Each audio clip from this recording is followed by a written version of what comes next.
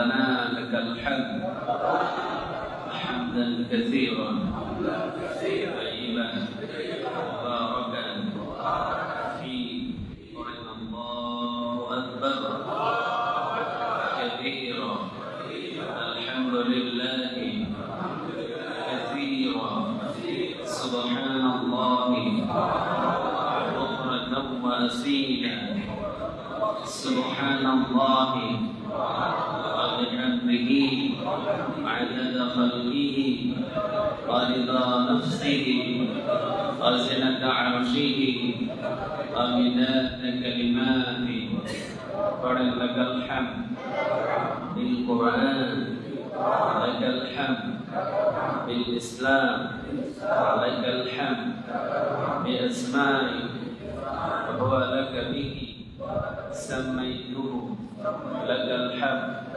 يا رب أشهد يا رب كما ينبغي لجلال وجهك وعظيم سلطانك প্রশংসাগুলো করলাম কার? আমরা সব জায়গায় প্রশংসাগুলো করবো কার? আল্লাহ আমাদের সবাইকে কবুল করুক, বলেন আমিন। لئن شكرتم لأزيدنكم ولئن كفرتم إن عذابي لشديد। নিয়ামতের শুকরিয়া যারা আদায় করে তাদের উপরে নিয়ামত বাড়িয়ে দেন তিনি কে? আর যারা মুখটাকে ফিরিয়ে নেয় তাদের উপরে আযাব দেয় এবং তাদেরকে গ্রেফতার করেন তিনি কে? নিয়ামত দেওয়ার মালিক কে? বলেন দেখি। নেওয়ার মালিক কে? আমরা কিছুরই মালিক না, আমরা নিজেরা নিজের মালিক না, জানেন এটা? আমি নিজেই নিজের মালিক না, আমার মালিকটাও একজন, কে তিনি? লাহু মা ফিস সামাওয়াতি ওয়া মা ফিল আরদ। আসমান এবং জমিনে যা আছে সবকিছুর মালিকানা কার? আমি নিজেই নিজের মালিক না। অনেকে বলে ছেলে আমার, এই মেয়ে আমার, এই বাড়ি আমার, এই গাড়ি আমার, বলে না এটা? প্রকৃতপক্ষে এগুলোর মালিক কিছুদিনের জন্য আমি, কিন্তু প্রকৃতপক্ষে চিরস্থায়ী মালিক কে? তো আয়াতুল কুরসি তাফসীর করতে গিয়ে আমি মাঝে মাঝে বলতাম যে লাহু মা ফিস সামাওয়াতি ওয়া মা ফিল আরদ। আসমান এবং জমিনে যা কিছু আছে, যেটা দেখা যায় যেটা দেখা যায় না, সবকিছুর মালিক একজন, তিনি হলেন আল্লাহ। তিনি কে? আল্লাহ নাম নিতে আপনাদের খারাপ লাগে? আল্লাহ বলে যদি কেউ নাম নেয় অন্তত 40 লাইনের সাথে সাথে তার আমলনামায় জমা হয়ে যায়। আলিফ লাম লাম হা, 4টা হরফ মিলে কি? আল্লাহ। তো আল্লাহ কোরআনে অসংখ্য বার আছে, আল্লাহ বললেই তো 40 লাইনের আমলনামায় জমা হয়ে যায়। সুবহানাল্লাহ। আর আমরা এমন একটা মালিকের নাম দিতেছি যে মালিক ছাড়া আমাদের কোনো উপায় আছে? পানিতে প্লাবিত হয়ে সব ভেসে গেল, কিন্তু আমাদের সাথে একজন ছিলেন, কে তিনি? আল্লাহ। উনি ছাড়া আমাদের কোনো উপায় নাই, উনি ছাড়া আমাদের কোনো গতি নেই, যেখানেই যান উনি ছাড়া আমাদের কোনো উপায় নাই। এজন্য সব বলা যায়, তারে কি বলা যায়? ছেলে হারিয়ে যাবে, মেয়ে চলে যাবে, বিবি ছেড়ে দিবে, সবাই ছেড়ে ছেড়ে একের পর এক চলে যাবে, কিন্তু আমারে বাঁচাবে তিনি কে? আসছি একা।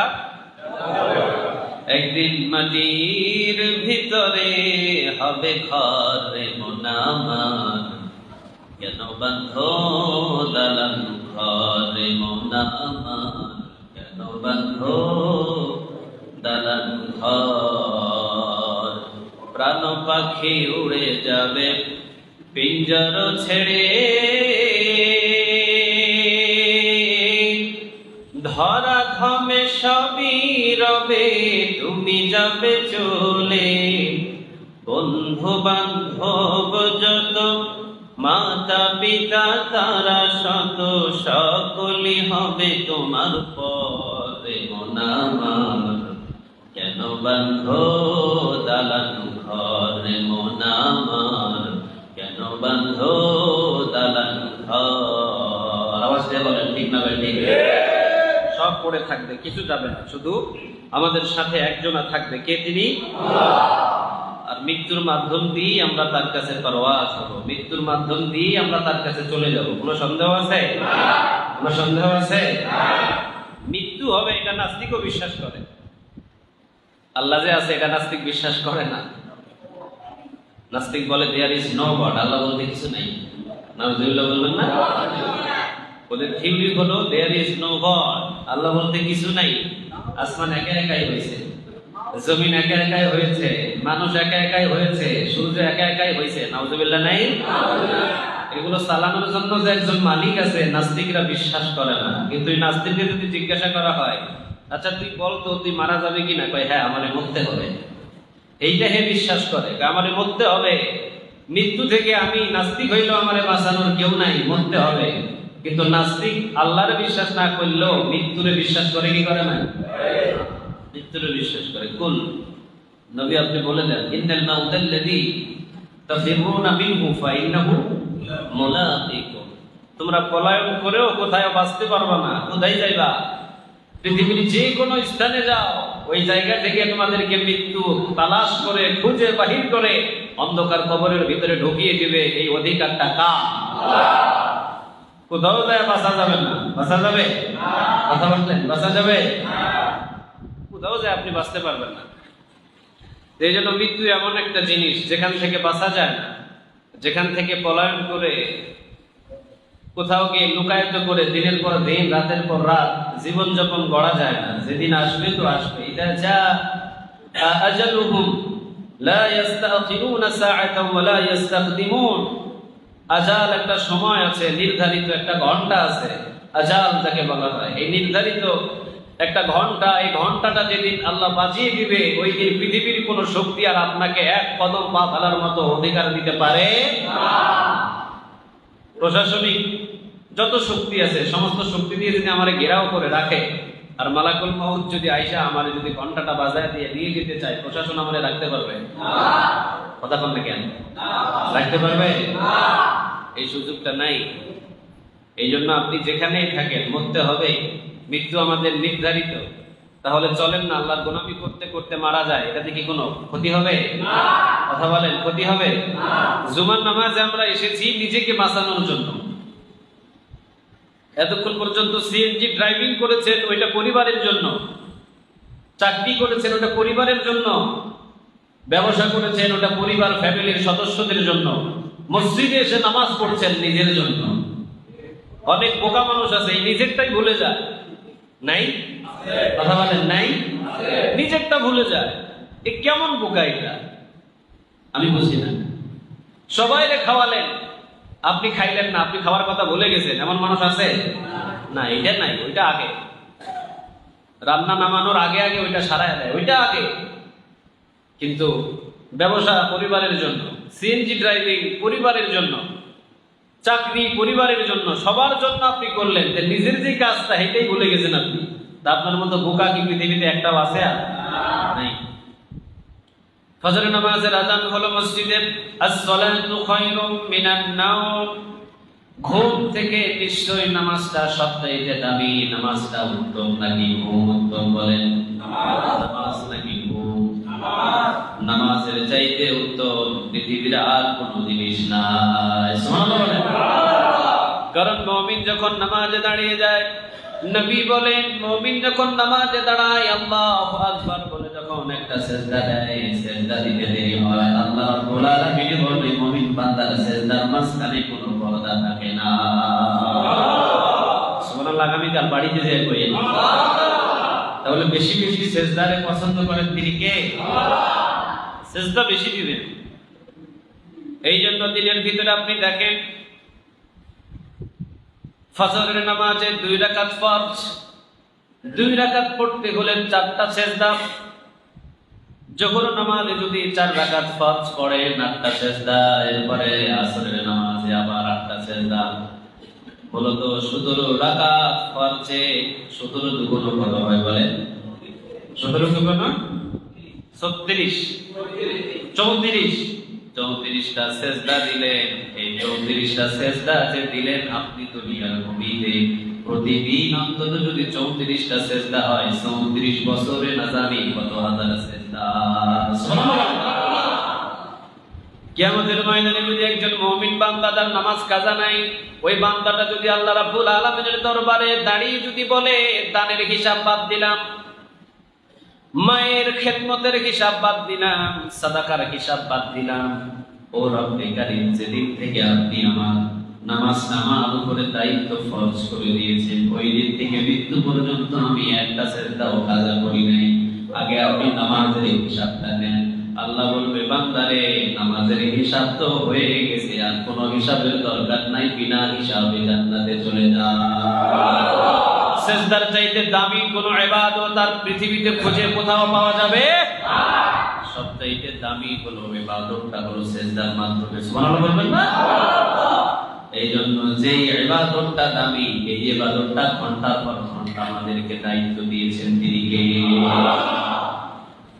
দিনের শেষে ফরজ নামাজের সময় আযান হলো, as-সালাতু খায়রুম মিনান নাওম।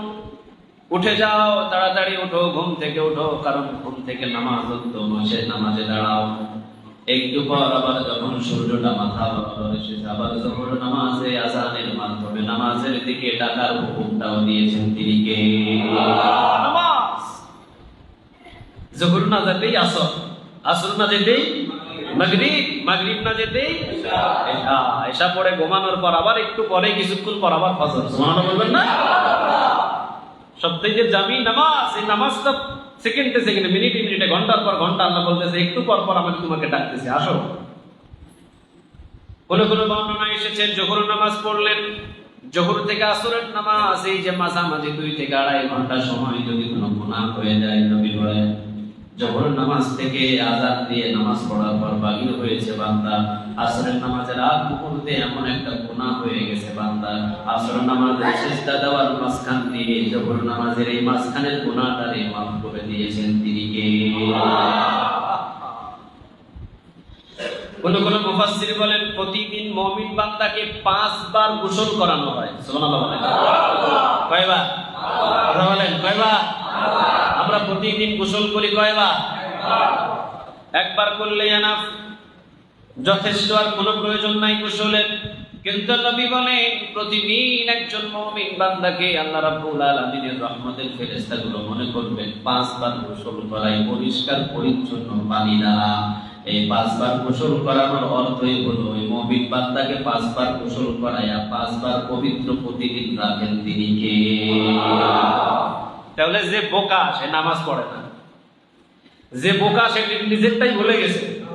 চাকরিটা আমার জন্য না, তো চাকরি কি খালি আমার জন্য না পরিবারের জন্য? পরিবারের জন্য। ব্যবসা কি শুধু আমার জন্য না পরিবারের জন্য? ওইটা ঠিকঠাক, ওইটা সব বুঝে, কিভাবে দোকান ঝাড়ু দিতে হবে, কোন মালের দাম কত ক্রয় করতে হবে, বিক্রি করতে হবে, এই মালটা না এটা আনতে হবে, এইটা না এটা আনতে হবে, এইটা না এটা আনতে হবে, এটা বিক্রি করতে হবে, এটা ডেট প্রায় এক্সপায়ার হয়ে যাচ্ছে, এটা ছেড়ে দিতে হবে, সব হিসাব ঠিকঠাক। কিন্তু যে মসজিদে আইসা নিজের কাজটা করতে হবে এটা ভুলে যায়। তাহলে এর মতো বোকা আর পৃথিবীতে একটাও নাই। এই জন্য আমার উস্তাদ মাঝে মাঝে বলতেন, বেনামাজি গরুর চাইতেও খারাপ। অনেক কষ্ট নিতেন আপনারা। আবার আমার উস্তাদ মাঝে মাঝে হাট করে কথাটা বলতেন, বেনামাজি কুত্তার চাইতেও খারাপ। মাঝে মাঝে বলতেন না, কারণ উলাইকা কাল আনআম বাল হুম আযাল। কিছু কিছু মানুষ আছে জানোয়ারের থেকেও আরো খারাপ, কিছু কিছু মানুষ আছে জানোয়ারের থেকে আরো খারাপ। তারপর উস্তাদ এই কথাটা বলতেন যে বেনামাজি গরুর চাইতেও খারাপ, বেনামাজি কুত্তার চাইতেও খারাপ। একজন বলছেন ঠিক, বাকিগুলা কি হয়েছে? একটু ব্যাখ্যা নেন। গরু কোরবানের বাজার থেকে ক্রয় করতে পারেন নাই, কোরবানের বাজার থেকে গরু ক্রয় করতে পারেন নাই। দেখছেন যে গ্রামের ভিতরে একজন মানুষ খুব হৃষ্টপুষ্ট 10 বছর 5 বছর পর্যন্ত একটা গরুটাকে লালন পালন করেছে, দাম দিয়েছে 1,10,000। কয় লাখ? 1,10,000। আমাদের গ্রামেরও এরকম কিছু কিছু ইতিহাস ঘটে, মাঝে মাঝে কিছু ইতিহাস ঘটে। আমরা দেখি গরু মাঠের ভিতরে দিয়ে আসছেন ঘাস খাওয়ার জন্য, একটা রশি লাগায়, রশি একটা মাথায় লাগায় গরুর গলার সাথে, আর একটা মাথায় একটা খুঁটি লাগায়। ওই খুঁটিটা একবারে শক্ত করে কি মাটির ভিতরে গেড়ে দেয়। এমন হয় না পরিস্থিতি, দেখছেন না আপনারা? গেড়ে দেয়।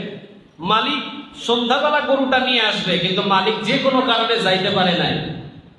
খোটাটা যদি গরু উঠাইতে পারে, এই গরুটা এই বিলের মাঝখানে অন্তত 100 ঘর আছে, কোনো ঘরে যাবে না, ঠিক মালিকের ঘরে পৌঁছে যাবে। আমি কি ভুল বলছি আপনাদের? ঠিক ওই মালিকের ঘরে দেখবেন যে পৌঁছে যাবে। কারণ সন্ধ্যা হয়েছে, মালিক আসতে পারে নাই, আমাকে যে মালিক লালন পালন করে যে কোনো কারণে ব্যস্ততা আসতে পারে নাই, তাতে কি হয়েছে, আমি যখন খোটা উঠাইতে পারছি, আমি নিজেই মালিকের ঘরে গিয়ে ধরা দিয়া দিলাম। সুবহানাল্লাহ। এটা হলো গরুর চরিত্র। কোরবানের সময় গ্রাম থেকে একটা গরু ক্রয় করেছে অন্তত 1,10,000 টাকা দাম। হয় না এরকম? এই কিছুদিন আগে আপনারা আশেপাশে গ্রাম থেকে গরু ক্রয় করছেন না? এই গ্রামের মানুষ ওই গ্রাম থেকে ক্রয় করেছে গরু ক্রয় করার পরে গরু 3 দিন পরে কোরবান।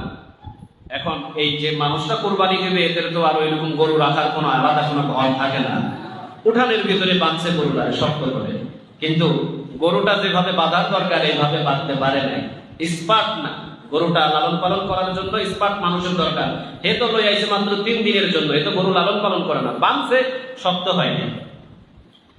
রাতের বেলা যদি গরু চুরি না হয়, 1 ঘন্টা পর পর দেখে, লাইট মেরে মেরে দেখে যে না গরু আছে। 2 ঘন্টা পর পর রাতের বেলা ওইটা দেখে না গরু আছে। ফজরের ঠিক আগ মুহূর্তে লাইট দিয়ে দেখে গরু নাই, গরু নাই। চিন্তায় পেরেশানে পড়ছে, কিন্তু গরু নাই। এবারে ছেলেদের ডাকছে, তাড়াতাড়ি ওঠ, গরু নাই, গরু চুরি হয়েছে। এলাকার সব মানুষদেরকে জাগ্রত করে ফেলেছে, গরু চুরি হয়েছে, গরু চুরি হয়েছে। ঠিক ফজর নামাজের আগ মুহূর্তে ভোর 5টার সময় মোবাইলে কল আসে, টং টং টং টং করে রিংটং বাজে। মোবাইল রিসিভ করছে, মোবাইল রিসিভ করার পরে বলে, যেই বাড়ি থেকে গরুটা কিনে আনছিল মালিককে ফোন দিয়ে বলে, চিন্তা করিলেন না, গরু আমার বাড়ি আসছে। রাতের 3টা, 4টা, 5টা, অন্ধকার রাতের ভিতরে যেই মালিকের কাছ থেকে গরু ক্রয় করে নিয়ে আসছিল, সোজা ওই মালিকের ঘরে গিয়ে বসে গেল। এই জন্য আমার উস্তাদে বলতেন, গরু মালিকের ঘর চিনে, কিন্তু কিছু মানুষ নামের গরু মার্কা নাফরমান আছে, এই নাফরমান মানুষ মসজিদ আল্লাহর ঘর চিনতে পারে না। ঠিক না? তাহলে গরু ভালো না মানুষ ভালো? কথা কন না কেন? গরু ভালো না মানুষ ভালো? গরু। দেখেন, গরু মালিকের ঘর চিনছে, কিন্তু কিছু মানুষ আছে মালিকের ঘর এখনো সে চিনতে পারে না। সে দোকান চিনে, সে অফিস চিনে, সে চাকরি চিনে, সব চিনে, মালিকের ঘর চিনে না। আবার মাঝে মাঝে বলতেন, মানুষ কিছু আছে কুত্তার চাইতেও খারাপ। একটা কুকুর ঘরের ভিতরে আপনি লালন পালন করবেন, কুকুরটা প্রতিদিন দেখবেন আপনার উঠানে গিয়ে বসে আছে, ভাতও দেয় না, শুধুমাত্র একটু ভাতের ফ্যান দেয়। ফ্যান চিনেন? ফ্যান চিনেন? আপনাদের এলাকায় 500 টাকা কেজি বিক্রি হয় না, বিনা পয়সায় ফলায়। এই ফ্যান এমন একটা প্লেটে করে দেয়, যে প্লেটের দাম 450 টাকা। হ্যাঁ, কোন প্লেটে দেয়? একবারে ভাঙা, যেটাতে কোনো আর ভাত খাওয়া যাবে না, এমন প্লেটে কুকুরকে ফ্যান দিল। সারা রাত, পৌষ আর মাঘ মাসের শীতের রাতে সারা রাত দইটা আপনি বিনা পয়সায় ফ্যান খাওয়াইছেন। সারা রাত আপনার দরজায় রাত কুয়াশার ভিতরে বসে বসে বসে বসে পাহারা দিয়েছে। হঠাৎ যদি কোনো চোর আসে, ঘেউ ঘেউ ঘেউ ঘেউ এতক্ষণ পর্যন্ত করবে যতক্ষণ পর্যন্ত মালিক না ঘুম থেকে জাগে। ঠিক না বেঠে? তাহলে বিনা পয়সায় ফ্যান খাওয়ালেন, সারা রাত একটা কুকুর আপনার দরজা পাহারা দিল। বোঝা যায় ফ্যান খাওয়াইছে, এই মালিকের সাথে কোনো ধরনের কোনো অন্যায় করা যাবে না। ফ্যান খাওয়াইছে, তার জন্য সারা রাত আমি তার ঘর পাহারা দিব। আর আল্লাহ রাব্বুল আলামিন আমাদেরকে বিবি দিয়েছেন, ছেলে দিয়েছেন, মেয়ে দিয়েছেন, সন্তান দিয়েছেন, সম্পদ, বাড়ি গাড়ি সব কিছু দিয়েছেন। এরপরও অনেক আছে মালিকের নাফরমানি করে, আল্লাহর ঘর চিনে না। ঠিক না ঠিক? কুকুর ফ্যান খাওয়ার পরে মালিকের সাথে বেয়াদবি করে না, সারা রাত পাহারা দেয়। আর আমরা খাওয়ার পরে রাতের বেলা এশার নামাজ না পড়ে ঘুমাই, আবার গিয়ে দেখবেন সকাল 10টা বাজে ঘুম থেকে ওঠে, এশাও নাই, ফজরও নাই। এর মতো নাফরমান পৃথিবীতে একটাও। তাহলে বোঝা যায় কুকুরের চাইতেও বেনামাজি খারাপ। কথা কন না কেন আপনারা? কুকুর মালিকের সাথে কখনো নাফরমানি করে না, কিন্তু কিছু মানুষ নামের জালিম আছে যারা মালিকের সাথে নাফরমানি করে, ঠিক না বেঠে? এই জন্যই আমি বলতেছি যে আসেন, সময় আছে এখনো, নিজের কাজ যেইভাবে বুঝেন, এরপরে পরিবারের কাজ যেইভাবে বুঝেন, নিজের কাজটাও সেইভাবে বোঝার প্রয়োজন আছে না? তাহলে মসজিদে আসছি আমরা কার জন্য? নিজের জন্য। নিজের জন্য মসজিদে আসি কার জন্য? নিজের জন্য। মানে মসজিদে যদি নামাজ পড়ি জাহান্নাম থেকে বাঁচায় দিবেন তিনি কে? মসজিদে যদি নামাজ পড়ি রিজিকের ব্যবস্থা করে দিবেন তিনি কে? মসজিদে যদি নামাজ পড়ি সুস্থতা দান করবেন তিনি কে? মসজিদে যদি নামাজ পড়ি সকল চিন্তা মুক্ত জীবন দান করবেন তিনি কে? মসজিদে যদি নামাজ পড়ি পাক পবিত্র গোসল করায় দিবেন তিনি কে? তাহলে মসজিদে আমরা আসি নিজের জন্য। আল্লাহ আমাদের প্রত্যেককে মসজিদ মুখী করার তৌফিক দান করুন, বলেন আমিন। সাবআতু ইউযিল্লুহুমুল্লাহু ফি যিল্লিহি ইয়াওমা লা যিল্লা ইল্লা যিল্লুহু, ইমামুল আদিল والشاب نشأ في عبادة الله ورجل قلبه معلق في المساجد। যাদের কলিজাটা মসজিদের সাথে ঝুলায়া দিবে, কিয়ামতের ময়দানে আরশের ছায়ার নিচে তাদেরকে জায়গা দিবেন তিনি কে? আল্লাহ আমাদের প্রত্যেকের কলিজাটারে মসজিদের সাথে ঝুলায়া দাও, বলেন আমিন। তাহলে নিয়ামতের শুকরিয়া আদায় করব কার? আল্লাহ। আসুন আমরা মৃত্যুর আগেই তৈরি হয়ে যাই যাওয়ার জন্য। আল্লাহ আমাদের সবাইকে কবুল করুন, বলেন আমিন। এই যে বন্যার পানি হয়েছে দেখছেন আপনারা, এই সময় যদি মারা যাইতাম কবর হইতো? কথা বলেন কেন? কবর হইতো? কি হইতো? গলা ঘোরা করে কোন রকম পেঁচায় টেঁচায় ভাসায়। এটাই আমাদের জীবন। এক মুঠ মাটিও পাইতাম না, এটাই জীবন। কিসের এত অহংকার, কিসের এত বাড়াবাড়ি বলেন না? কলার ঘোরা, যে কলার গাছ 1 টাকা সেটকিও বিক্রি হয় না, হয়? কথা বলেন, হয়? হয় না, কেউ কিনে না। এই কলার গাছের গোড়া বানায়া 700-800 টাকা দামের একটা কাফন এনে বাস কোন রকমে পেঁচায়া পোঁচায়া কলার ধরে ভাসায় দিল, যাও বাবা। এইটাই জীবন আমাদের। এই জীবন দিয়ে কিসের এত অহংকার, কিসের এত বাড়াবাড়ি? আল্লাহ আমাদের সবাইকে একটু বুঝদান করে, বলেন আমিন। চলেন আমরা কোরআন থেকে কথা বলি। সূরা আন-নাহলের 37 নম্বর আয়াত থেকে আমরা কিছু আলোচনা শুনি। কোরআন থেকে কথা শুনলে ঈমানটাকে মজবুত বানায় দিল কে? আল্লাহ। ইন্নামাল মুমিনুনা আল্লাযীনা ইযা যুকিরাল্লাহু ওয়াজিলাত কুলুবুহুম ওয়া ইযা তুলিয়াত আলাইহিম আয়াতুহু যাদাতুহুম ঈমানা ওয়া আলা রাব্বিহিম মুতাওয়াক্কিলুন। যারা কোরআন থেকে আলোচনা শুনবে, কোরআন তেলাওয়াত করবে, কোরআন শ্রবণ করবে, কোরআন শুনবে, আল্লাহ বলে তার ঈমানটাকে আমি বাড়িয়ে দিব। বাড়াতে বাড়াতে এমন পর্যায়ে ঈমান বাড়িয়ে দিব, ওয়া আলা রাব্বিহিম মুতাওয়াক্কিলুন, সে পৃথিবীর কারো উপরে তাওয়াক্কুল করবে না, একজনের উপরে তাওয়াক্কুল করবে, তিনি কে? আল্লাহ। তাহলে কোরআন থেকে আলোচনা শুনি। সূরা আন-নাহলের 37 নম্বর আয়াত আল্লাহ বলছেন, ওয়ালাকাদ বাআসনা ফি কুল্লি উম্মাতির রাসূলা, আমি যুগে যুগে অসংখ্য নবী এবং রাসূল প্রেরণ করেছি। সুবহানাল্লাহ। ঈসা আলাইহিস সালামকে পাঠাইছেন তিনি কে? আল্লাহ। মুসা আলাইহিস সালামকে পাঠাইছেন তিনি কে? আল্লাহ। নূহ আলাইহিস সালামকে পাঠাইছেন তিনি কে? আল্লাহ। সকল নবীর দাওয়াত ছিল একটা নাকি ভিন্ন ভিন্ন? কয়টা ছিল? কয়টা ছিল? এই জন্য কোনো ঝামেলা নাই। কোনো ঝামেলা আছে? কিন্তু আমাদের আলেমদের ভিতরে ঝামেলা আছে, কারণ আমরা দাওয়াত দিই বিভিন্ন ধরনের, ঠিক না? কেউ বলে মুসা টুপি লাগাও, কেউ বলে না না মুসা টুপির দরকার নাই, বান্না টুপি লাগাও। কেউ বলে পাগড়ি না পরলে সেই ইমানদারি না। মানে আমাদের দাওয়াতের সিস্টেমটা হলো বিভিন্ন রকম। কেউ বলে মাজারে যাও, কেউ বলে মাজারে যাও না। এই জন্য আমাদের ভিতরে মারামারি কিলাকিলি বেশি না কম? আমাদের দাওয়াতের সিস্টেমটা ভিন্ন ভিন্ন। অনেক সময় অনেকে স্বার্থের জন্য দাওয়াত দেয়, কয় মাজারে বেশি বেশি হাদিয়া দাও, মাজারে বেশি বেশি গরু দাও, ছাগল দাও, আল্লাহর পক্ষ থেকে বরকত পাইবা, সম্পদের ভিতরে বরকত পাইবা, ব্যবসা বাণিজ্যের ভিতরে বরকত পাইবা, ফতোয়া দিয়ে দেয়। আশা ফতোয়াটা কি রাইট? ভুল। আরেকজন গ্রুপ আছে, ওরা বলে যে না মাজারে যাওয়াই যাবে না, শুধু যাওয়া যাবে জিয়ারত করার উদ্দেশ্যে, কিন্তু কোনো চাওয়ার উদ্দেশ্যে যাওয়া যাবে না। এই যে দুই গ্রুপ এখন লেগে গেছে, ফাইট নাই সমাজে? নাই? কথা বলেন নাই? কিন্তু কোন নবী কোন নবীর বিরুদ্ধে বলে গেছে? কথা কন না কেন? ঈসা আলাইহিস সালাম কি মুসা আলাইহিস সালামের বিরুদ্ধে কোনো কথা বলে গেছে? কেন বলেন নাই? কারণ তাদের সবার দায়িত্ব, সবার দাওয়াত ছিল কয়টা?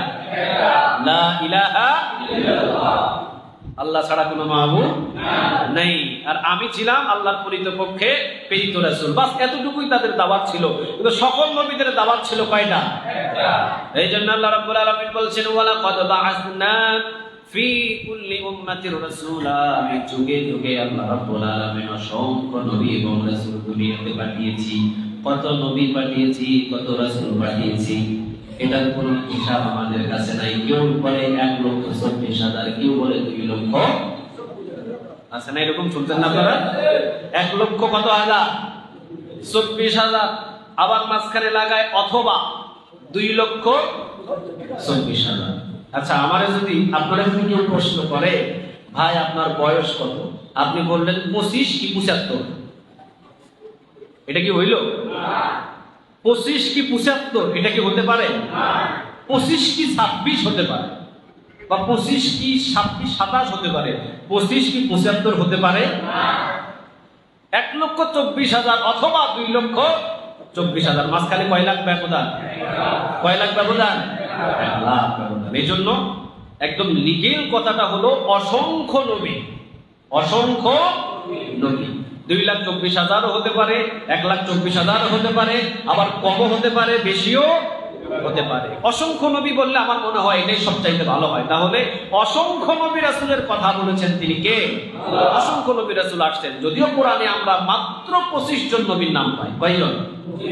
25 জন নবীর আমরা নাম পেয়েছি।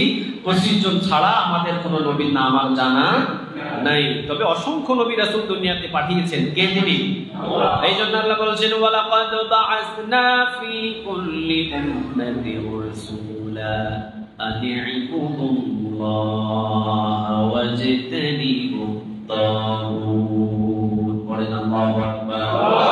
ওয়ালাকাদ বাআসনা ফি কুল্লি উম্মাতির রাসূলা, আমি যুগে যুগে অসংখ্য নবী এবং রাসূল পাঠিয়েছি জমিনের ভিতরে 2টা দাওয়াতের নিশান দিয়ে। সুরে বলেন কয়টা? 2টা দাওয়াতের নিশান দিয়ে আমি জমিনের ভিতরে অসংখ্য নবী এবং রাসূলকে পাঠিয়েছি। শত নবী দুনিয়াতে পাঠিয়েছি, সকল নবীরা এই 2টা দাওয়াত দিয়েছেন। নাম্বার 1, আনি ইবুদুল্লাহ, ইবাদত করতে হবে কার? আর নবীদের আরেকটা দাওয়াতের দায়িত্ব আমি দিয়েছিলাম ওয়াজিতানিবুত তাগুত, খবরদার তাগুতের সাথে সম্পর্ক রাখা যাবে না। সুবহানাল্লাহ। তাহলে দাওয়াতের নিশান ছিল কয়টা বলেন? এটা মুখস্থ করতে হবে। দাওয়াতের নিশান ছিল কয়টা? 1 নাম্বার আনি ইবুদুল্লাহ, ইবাদত করতে হবে কার? আল্লাহ। 2 নাম্বার ওয়াজিতানিবুত তাগুত, খবরদার তাগুতের সাথে কোনো সম্পর্ক রাখা যাবে না। তাহলে ইবাদত হবে আল্লাহ, তাগুতের সাথে কোনো সম্পর্ক রাখা যাবে না। এখন যদি বিশ্লেষণ করেন আল্লাহর ইবাদত করি, কারণ আল্লাহকে ছাড়া কারো কাছে সিজদা দেওয়া যাবে না, আল্লাহর কাছে ছাড়া কারো কাছে চাওয়া যাবে না। আমাদের নামাজ কার জন্য? আল্লাহ। আমাদের রুকু কার জন্য? আল্লাহ। আমাদের সিজদা কার জন্য? আল্লাহ। আমাদের যত কিছু আমল আছে সমস্ত আমল পৃথিবীর কারো জন্য নয়, সব কিছু একজনকে খুশি করার জন্য। তিনি কে? ইন্না সলাতি ওয়া নুসুকি ওয়া মাহইয়ায়া ওয়া মামাতি লিল্লাহি রাব্বিল আলামিন। আমার নামাজ, আমার কুরবান, আমার হায়াত, আমার মৃত্যু, এগুলো তো কারোর জন্য নয়। এগুলো কার জন্য বলেন? আল্লাহ। এগুলো সব হবে আল্লাহ সুবহানাহু ওয়া তাআলার জন্য।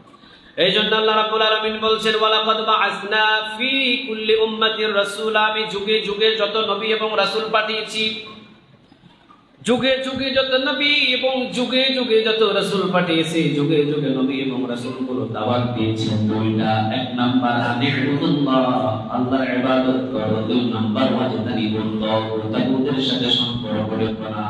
যখনই আমার নবীগুলো এই 2টা দাওয়াত দিয়েছেন, তখন নবীদেরকে দেশ ছাড়া করা হয়েছে, তখনই নবীদেরকে বাড়ি ছাড়া করা হয়েছে, তখনই নবীদেরকে গ্রেফতার করা হয়েছে, তখনই কোন নবীদেরকে করদ দিয়ে কেটে ফেলা হয়েছে, তখনই কোন নবীকে নিজের বাসভবন ছেড়ে দিয়ে শত শত কিলোমিটার দূরে চলে যেতে হয়েছে। তখনই কোন কোন নবীকে শুলিতে ঝুলানো হয়েছে, তখনই কোন কোন নবীকে বিকট আকৃতিতে কষ্ট দেওয়া হয়েছে, কোন কোন নবীকে জেলখানায় দেওয়া হয়েছে, কোন কোন নবীকে খাবার বন্ধ করে দেওয়া হয়েছে। দাওয়াতের নিশান ছিল কয়টা? কথা কন না কেন? একটু আওয়াজ দিয়ে বলেন কয়টা? কিন্তু যতগুলো নবী, যতগুলো রাসূল এসেছিলেন ঈসা আলাইহিস সালাম পর্যন্ত, সব নবী এই দাওয়াত আনিবুদুল্লাহ এবং ওয়াজতানিবুত তাগুত, এই দুইটা দাওয়াত শুধু নবীরাই দিয়েছেন। উম্মত গুলো বলেছিলেন, নবী আপনি যদি দুনিয়া থেকে বিদায় হয়ে যান, আমাদের দায়িত্বটা কি? শুধুমাত্র নবীরা বলেছিলেন, তোমরা শুধু এইটুকুর উপরে আমল কইরো, আমল কইরো, এতটুকুই নবীরা বলেছিলেন। কিন্তু আমাদের আখিরি জামানার পয়গম্বর মুহাম্মদ রাসূলুল্লাহ সাল্লাল্লাহু আলাইহি ওয়াসাল্লাম যখন তিনি দুনিয়া থেকে বিদায় নেবেন, এই দুনিয়া থেকে বিদায়ের আগ মুহূর্ত পর্যন্ত যখন নবীকে যখন সমস্ত সাহাবীরা একের পর এক প্রশ্ন করেছিলেন, নবী আপনি তো বলেছিলেন আনিবুদুল্লাহ, ইবাদত করতে হবে আল্লাহ, ওয়াজতানিবুত তাগুত, এবং তাগুতের সাথে কোনো সম্পর্ক রাখা যাবে না, নবী আমরা কি শুধুমাত্র এটার উপরে আমল করব? রাসূল বললেন, আমল করলে হবে না, এই দাওয়াতের কাজ তোমাদের কাঁধের উপরে নিতে হবে। অন্যান্য নবীর উম্মত গুলো শুধু আমল দায়িত্ব নিয়েছিলেন, কিন্তু আমাদের নবী আমাদের কাঁধের উপরে এই দাওয়াতের কাজটাও দিয়ে গেছেন। কার হুকুমে বলেন? আরো জোরে বলেন কার? তাহলে একটা জিনিস বুঝেন, আনিবুদুল্লাহ, ইবাদত করতে হবে আল্লাহ, ওয়াজতানিবুত তাগুত, তাগুতের সাথে সম্পর্ক রাখা যাবে না, এই দাওয়াতটাও আমাদেরকে দিতে হবে। এখন আমরা যখন এই দাওয়াত দিব, তখন আমাদেরকেও জেলখানায় যেতে হবে, আমাদেরকেও দেশ ত্যাগ করতে হবে, আমাদেরকেও চাকরির লাল বাতি জ্বলবে, আমাদেরও চাকরি চলে যেতে পারে, কারণ এই দাওয়াতটা আমাদের কাঁধের উপরে নিয়েছেন তিনি কে? কথাটা কি বুঝতেছেন আপনারা? যত নবী এবং রাসূল এসেছিলেন, আল্লাহ বলছেন, ওয়ালাকাদ বাআসনা ফী কুল্লি উম্মাতির রাসূলা, আমি যুগে যুগে যত নবী এবং রাসূল পাঠিয়েছি, সবার দাওয়াতের নিশান ছিল দুইটা। নাম্বার 1 আনিবুদুল্লাহ, তারা দাওয়াত দিবে আল্লাহর ইবাদত ছাড়া কারো ইবাদত করা যাবে না, সমস্ত মূর্তি ভেঙে দাও, সমস্ত বাদশাহের পায়ে সিজদা দাও বন্ধ করে দাও, শুধুমাত্র এক আল্লাহর ইবাদত করো। আর 2 নাম্বার ওয়াজতানিবুত তাগুত, তাগুতের সাথে কোনো ধরনের সম্পর্ক রাখা যাবে না। সমস্ত নবীর উম্মতের দায়িত্ব ছিল এর উপরে আমল করা, আর নবীদের দায়িত্ব ছিল এটার উপরে দাওয়াত দেওয়া। আর আমাদের নবীর দায়িত্ব হলো দাওয়াত দেওয়া, এবং আমাদের নবীর কথা হলো তোমরাও এই দাওয়াত দিয়ে যাইবা। তাগুতের সামনে তোমাদেরকেও দাঁড়িয়ে এই দুইটা দাওয়াত দিতে হবে, আনিবুদুল্লাহ, ইবাদত হবে আল্লাহর, ওয়াজতানিবুত তাগুত, তাগুতের সাথে কোনো সম্পর্ক রাখা যাবে না। এটা আমাদেরকে দাওয়াতের দায়িত্ব দিয়েছেন, সুবহানাল্লাহ বলবেন না? তাহলে অন্যান্য নবীর উম্মত গুলো নবীর দাওয়াত পেয়ে আমল পেয়েছে, আমল করা শিখেছে, আর আমাদের নবীর আমরা দাওয়াত পেয়ে নবীওয়ালা কাজ আল্লাহ আমাদের উপরে উৎসর্গ করে দিয়েছে। কেন আমাদেরকে নবীওয়ালা কাজ দায়িত্ব দিলেন? কারণ হলো আখিরি জামানার পয়গম্বর আসার পর সীসা ঢালাই দিয়ে নবীর দরজা বন্ধ হয়ে গেছে, আর কোন নবী আসবে না। নবীর দাওয়াতি কাজ এখন আমার এই আখিরি জামানার উম্মতেরা দিয়ে যাবে। এই জন্যই তো আখিরি জামানার পয়গম্বরের উম্মতের এমন কিছু পরিস্থিতি, এমন কিছু ইতিহাস পাওয়া যায় যে নবীদের যা ঘটেছিল এই আখিরি জামানার উম্মতের উপরেও সেই রকম ইতিহাস রচিত হয়ে আছে। ঠিক না বেঠিক? ওই যে নবীরা এই দুইটা দাওয়াত দিয়েছে, তারা ঘর বাড়ি ছাড়ছে, আমরাও আখিরি জামানার উম্মত, আমরাও এই দুইটা দাওয়াত দিয়ে আমরাও ঘর বাড়ি ছাড়তে হয়। কথা কন না কেন? আমাদেরকেও জেলখানায় ঢুকতে হয়, আমাদেরকেও ফাঁসি দেওয়া। ওই যে দাওয়াতি কাজ পেয়েছি দুইটা আমরা, এখন এই দুইটা দাওয়াতি কাজ পেলাম। নাম্বার 1 আনিবুদুল্লাহ, ইবাদত করতে হবে কার? আল্লাহ। 2 নাম্বার ওয়াজতানিবুত তাগুত, তাগুতের সাথে কোনো সম্পর্ক রাখা যাবে না। এখন তাগুত কে, এই বিষয়টা আমাদের জানার দরকার আছে না? আছে। এক কথাই উত্তর জেনে নেন, তাগুতকে।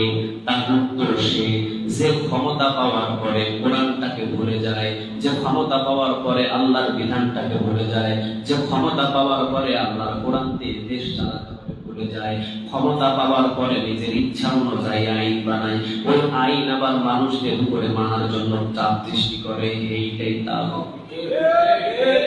তাহলে এই তাগুতের সাথে কোনো ধরনের সম্পর্ক রাখা যাবে না, রাখা যাবে। আইন দেওয়ার মালিককে আল্লাহ। সবাই বলেন নাই, যারা বলেন নাই তারা তো ঈমান হারা হয়ে যাবে। আইন দেওয়ার মালিককে, বিধান করার মালিককে, আমরা সবাই কার গোলাম? আমাদের দায়িত্ব শুধু ওই বিধান অনুযায়ী চলা, ঠিক না ঠিক?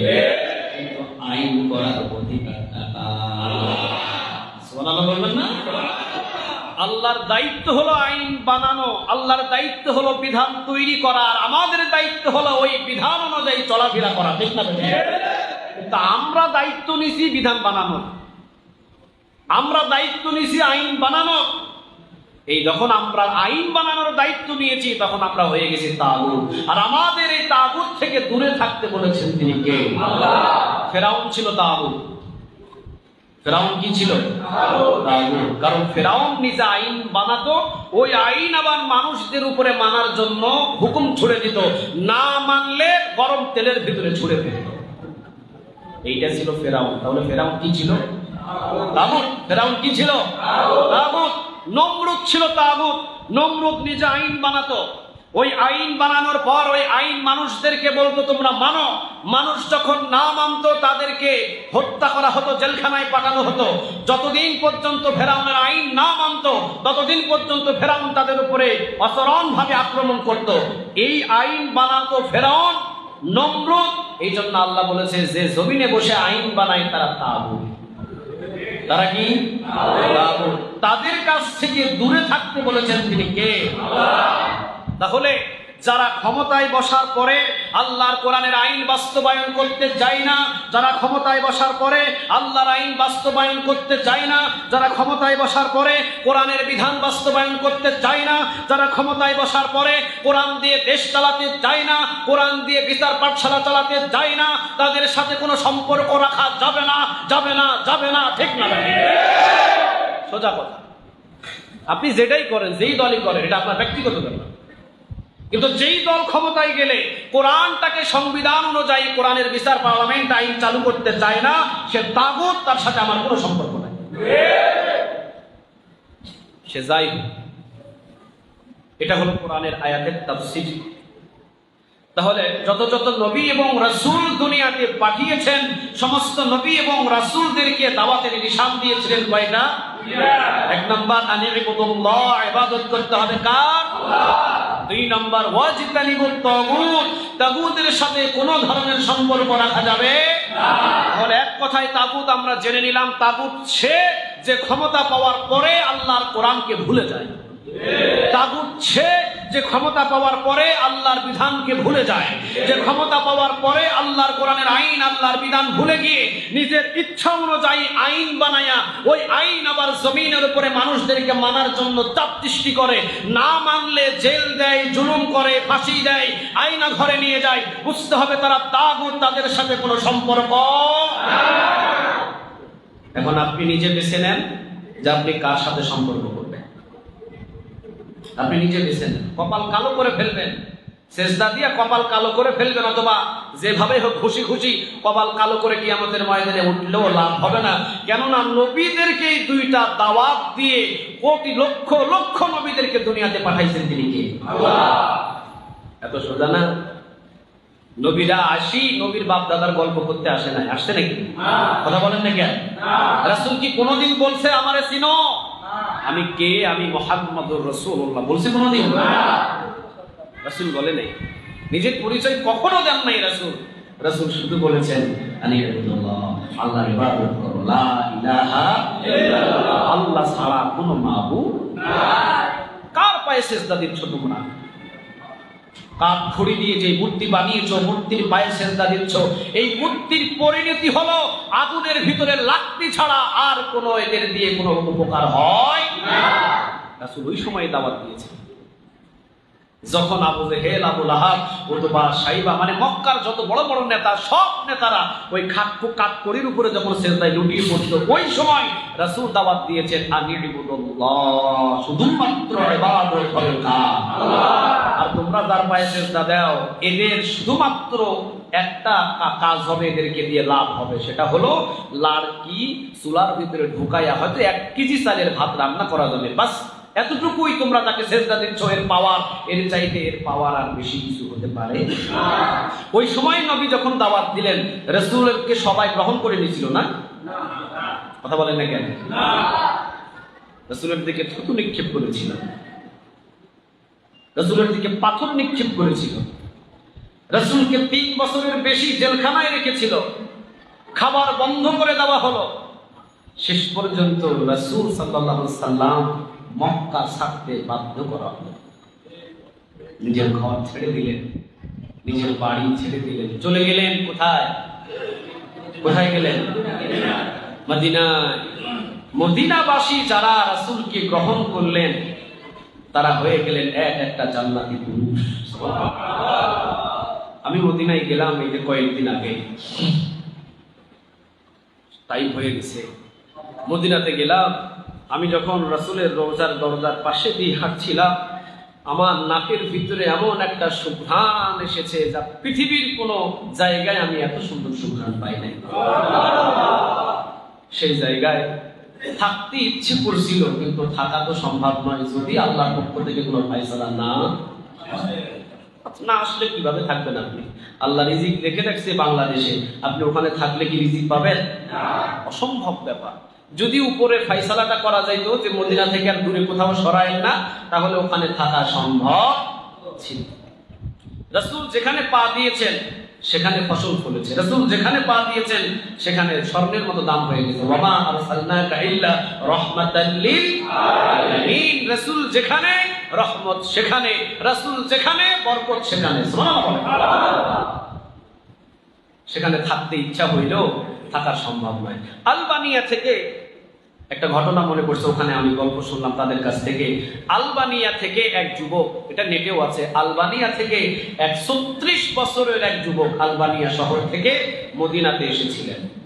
মদিনাতে এসে রাসূল সাল্লাল্লাহু আলাইহি ওয়াসাল্লামের রওজার পাশে শুধু দরুদ পড়েন এবং রিয়াজুল জান্নার পাশেই যে সিদ্দিকে আকবর আবু বকর সিদ্দিক গেট, যে মসজিদটা আছে আবু বকর সিদ্দিক গেট দিয়ে রাসূলের রিয়াজুল জান্নার পাশেই, সেখানেই তাকে পাওয়া যায়। বিশেষ করে তো 1 মাসের সফরে মানুষ উমরা করার জন্য আসে, 2 মাস 3 মাস 6 মাস। এই আলবানিয়া এই শহর থেকে যে যুবকটা এসেছে, এটা প্রায় 6 বছর কেটে গেছে। কত বছর? 6 বছর কেটে গেছে। 6 বছর পর্যন্ত সে মদিনা ছেড়ে কোথাও যায় না। 6 বছর পর্যন্ত সে মদিনায় থাকে। পুলিশ, 4 জন পুলিশ তাকে গ্রেফতার করে ফেলেছে। গ্রেফতার করে তার হাত 2টা পিছনে বেঁধে ফেলেছে। আলবানিয়ার এই 36 বছরের যুবকটা তাদেরকে জিজ্ঞাসা করলেন, আপনারা আমাকে এইভাবে পিছনে রশি দিয়ে হাত বাঁধলেন কেন? আমি তো চুরি করি, আমি তো ডাকাতি করি নাই, আমি মদিনায় রাসূলের প্রেমে, রাসূলের ভালোবাসায়, আমি রাসূলের প্রেমেই মদিনায় রোজার পাশে আমি প্রায় 6 বছর কাটায় ফেলতেছি, আপনি আমাকে এইভাবে বাঁধলেন কেন? পুলিশ প্রশাসন বলছেন, দেখেন আপনাকে বাধাই করছি এই জন্যই, কারণ এখানে আপনার প্রায় 5 বছর আগে এখানে থাকা অবৈধ হয়ে গেছে। অবৈধ বলতে আপনার কাগজে 1 বছরের ডেট ছিল, আপনি বাড়তি কয় বছর থাকছেন? 5 বছর। এটা এখানে থাকার আপনার কোনো অনুমতি নাই। বহিরাগত ভাবে যত মানুষ এখানে আসবে, অনুমতি 1 মাস 2 মাস 3 মাস, এই ডেট যদি এক্সপায়ার হয়ে যায়, ডেট যদি পার হয়ে যায়, তার জন্য এখানে থাকার কোনো বৈধ, আমরা বহিরাগত ভাবে তাদেরকে পাঠিয়ে দিই। আমরা আপনাকে পাঠিয়ে দিতে চাই। পাশের থেকে আরেকজন আলেম, একজন শেখ, তিনি জিজ্ঞাসা করছেন, সে তো ভালো মানুষ, তাকে এভাবে বাধার কারণ কি? কারণ আমি দেখেছি দীর্ঘদিন পর্যন্ত এই আশেকটা রাসূলের রওজার পাশে শুধু দরুদ নিয়ে ব্যস্ত থাকে, খাবারের চিন্তা আর অন্য কোনো চিন্তা তার দেখি নাই। 6 বছর পর্যন্ত দেখতেছি তাকে এই মসজিদে নববীর পাশেই শুধু রাসূলের দরুদ নিয়ে সে ব্যস্ত থাকে। তাকে এইভাবে রশি দিয়ে বাঁধার কারণ কি? খুলে দাও। পুলিশেরা বলতেছে, এ যাবৎ তাকে আমরা 10-15 বার ধরেছি, কিন্তু কখনো ধরে আটকাইতে পারি না। যে কোনো মাধ্যম দিয়েই তিনি আমাদের কাছ থেকে পার হয়ে পাশ কেটে চলে গেছে। এই জন্য এবার টার্গেট করেছি, এবার ধরে তাকে রশি দিয়ে বেঁধে এরপরে আইনি ব্যবস্থা নিয়ে তাকে দেশে পাঠিয়ে দিব, আলবানিয়াতে পাঠিয়ে দেব। তাদের এই দায়িত্বগুলো যখন তারা পালন করা শুরু করলেন, আলবানিয়ার এই ৩৬ বছরের যুবক পুলিশ প্রশাসনকে বললেন যে তাহলে আমাকে যখন পাঠিয়ে দিবেন তাহলে শেষবারের মতো আমাকে ওই রাসূলের সবুজ গম্বুজের দিকে তাকায় একটা দোয়া করার সুযোগ দেন, একটা দোয়া করার সুযোগ দেন। রাসূলের রওজার দিকে তাকিয়ে, সবুজ গম্বুজের দিকে তাকিয়ে আমাকে একটাবার সুযোগ দেন, হাতটা একটু খুলে দেন। চারজন প্রশাসন হাত খুলে দিল। উনি রাসূলের সবুজ গম্বুজের দিকে তাকিয়ে উনি একটা দোয়া করলেন। দোয়াটা হলো যে ইয়া রাসূলুল্লাহ, আপনার সাথে তো আমার এই ধরনের চুক্তি ছিল না। আপনার সাথে আমার চুক্তি ছিল আপনি আমাকে মদিনা থেকে তাড়াবেন না। এই চুক্তিতে আমি আলবানিয়া থেকে এখানে এসেছি, 6 বছর পর্যন্ত আপনি তাড়ান নাই আমাকে, 6 বছর পরে কেন আপনি পাঠিয়ে দিচ্ছেন? ইয়া রাসূলুল্লাহ, আমি তো আপনার সাথে চুক্তি করছিলাম যে মদিনাতে যাব আর কোনোদিন আপনার শহর ছেড়ে আমি বাইরে হব না, কিন্তু আমাকে কেন এখান থেকে আমার দেশে পাঠিয়ে দেওয়া হচ্ছে? এই মোনাজাতে লুটিয়ে জমিনে পড়ে গেছে। প্রশাসন তারা চিন্তা করলেন মনে হয় ভাম ধরেছে, কারণ এর আগে তো 10-15 বার আমাদের হাত থেকে পালিয়েছে, মনে হয় ভাম ধরেছে। একটু পরে তার নাকে নিঃশ্বাস নিয়ে দেখে না, নিঃশ্বাস নাই। তাড়াতাড়ি করে আশেপাশে কোথাও একটা চিকিৎসালয়ে যখন নিয়ে যাওয়া হলো, চিকিৎসালয়ে ডাক্তার বললেন এ তো 2-3 ঘন্টা আগেই মারা গেছে, 2-3 ঘন্টা আগেই তো সে দুনিয়া ত্যাগ করেছে। এখন আমার কথাটা হলো, রাসূলের ভালোবাসায় মদিনায় গিয়েছে, রাসূলের সাথে কন্টাক্ট হয়েছে, রাসূলের সাথে চুক্তি হয়েছে যে আমি তো এসেছি মদিনায় আপনার শহরে, আপনার সাথে চুক্তি ছিল আপনি তো মদিনা থেকে আমাকে তাড়াবেন না, তাহলে কেন আমাকে আলবানিয়াতে আবার পাঠানো হচ্ছে? আমি যেতে চাই না। আল্লাহকে রাজি খুশি করেছে, উপস্থিত তাকে দুনিয়া থেকে বিদায় করে নিয়েছেন তিনি কে? আল্লাহ। ঘটনাটা আপনারা দেখবেন রিয়াজুল জান্নাহ থেকে একটু কাছে যেখানে সাহাবীদের কবর আছে, ওটার নাম কি জানেন? হ্যাঁ, কি নাম? জান্নাতুল বাকি। জান্নাতুল বাকিতে আলবানিয়ার 36 বছরের যুবককে দাফন করা হয়েছে। এই জন্য আমরা তো রাসূলের সাথে এরকম চুক্তি করতে পারি নাই, যার জন্য বারবার যাই 14-15 দিন উমরা শেষ করে আবার চলে আসতে হয়। রাসূলের সাথে এরকম চুক্তি করতে পারি নাই। যদি করতে পারতাম তাহলে মদিনায় থাকার সৌভাগ্য আমাদের হতো। আমি এটাই বুঝালাম যে রাসূল সাল্লাল্লাহু আলাইহি ওয়াসাল্লামকে মক্কা থেকে মদিনাতে পাঠানো হয়েছে। মদিনাবাসী রাসূলকে বুকে নেওয়ার কারণে পুরা মদিনাবাসীর উপরে রহমত দিয়ে বরকত দিয়ে পরিপূর্ণ করে দিয়েছেন তিনি কে? আল্লাহ। কিন্তু মক্কাবাসী তারা না চিনে রাসূলকে পাঠায়া দিলেন। আচ্ছা বলেন, দুইটা আনিবুদুল্লাহ, আল্লাহর ইবাদত করো, ওয়াজতানিবুত তাগুত, তাগুতের সাথে কোনো সম্পর্ক রেখো না, এই দুইটা দাওয়াত দেওয়ার কারণে রাসূল কি নিজের ঘরে এসি লাগায় ঘুমাইতে পারছে? না। কথা বলেন না কেন? ঘুমাইতে পারছে? না, পারে নাই। রাসূলকে নিজের ঘর ছেড়ে বিদেশ ভ্রমণ করতে হয়েছে। এই জন্য আমাদের যে দায়িত্বটা দেওয়া হয়েছে দাওয়াতের, আমরাও যখন আনিবুদুল্লাহ, আল্লাহর ইবাদত করো, ওয়াজতানিবুত তাগুত, তাগুতের সাথে সম্পর্ক করো না, যখনই এই কথা আপনি বলবেন আপনাকেও দেশ ত্যাগ করা লাগতে পারে। কিন্তু দাওয়াত কি বন্ধ করা যাবে? না। দাওয়াত কি বন্ধ করা যাবে? না। আল্লাহ যেন এই দুইটা দাওয়াত আমাদের প্রত্যেককে মানার এবং দেওয়ার তৌফিক দান করে, বলেন আমিন।